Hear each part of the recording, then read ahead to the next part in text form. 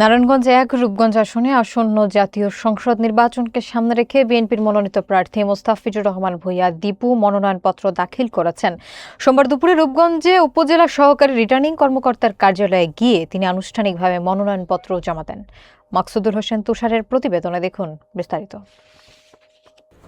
নারায়ণগঞ্জ ১ রূপগঞ্জ আসনে বিএনপির মনোনীত প্রার্থী হিসেবে মোস্তাফিজুর রহমান ভূঁইয়া দীপু সোমবার বেলা ১২টার দিকে তার মনোনয়নপত্র দাখিল করেন। রূপগঞ্জ উপজেলার সহকারী রিটার্নিং কর্মকর্তা সাইফুল ইসলামের হাতে আনুষ্ঠানিকভাবে মনোনয়নপত্র জমা দেওয়া হয়। এ সময় রূপগঞ্জ উপজেলা বিএনপির সভাপতি মাহফুজুর রহমান হুমায়ুন, সাধারণ সম্পাদক বাসির উদ্দিন বাচ্চু সহ দলীয় নেতাকর্মীরা উপস্থিত ছিলেন এবং মনোনয়ন দাখিলকে কেন্দ্র করে নেতাকর্মীদের মধ্যে উৎসাহ উদ্দীপনা দেখা দেয়। এর আগে মুড়াপাড়া শিল্পকলা একাডেমির মাঠ প্রাঙ্গণে বিএনপির উদ্যোগে দেশনেত্রী বেগম খালেদা জিয়ার আশু রোগ মুক্তি কামনায় বিশেষ দোয়া এবং মোনাজাত অনুষ্ঠিত হয়। সেখানে দলীয় নেতাকর্মীরা অংশ নেন এবং দলের চেয়ারপারসনের সুস্থতার জন্য প্রার্থনা করেন।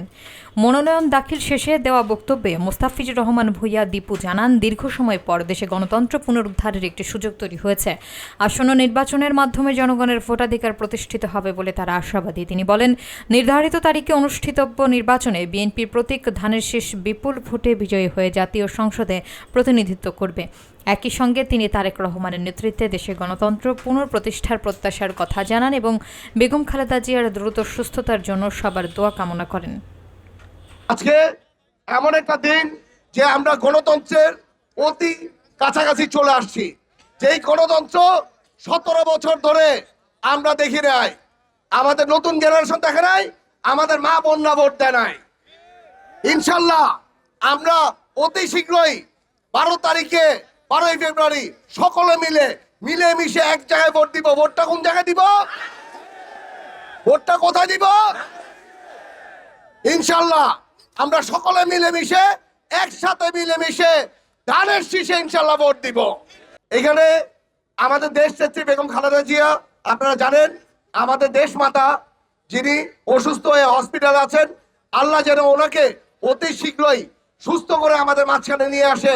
ইভেন এই 12 তারিখের নির্বাচনের পরে যাতে ওনার মাধ্যমে যাতে নির্বাচনটা সফল হয়। আমাদের নেতা তারেক রহমান সাহেব এই দেশে এসে একটি ইতিহাস সৃষ্টি করে গেছে।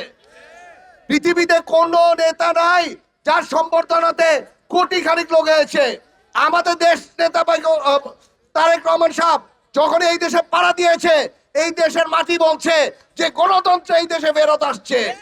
এই দেশ আবার আমরা সবাই বুক ফুলিয়ে চলার মতো দেশ হতে যাচ্ছে।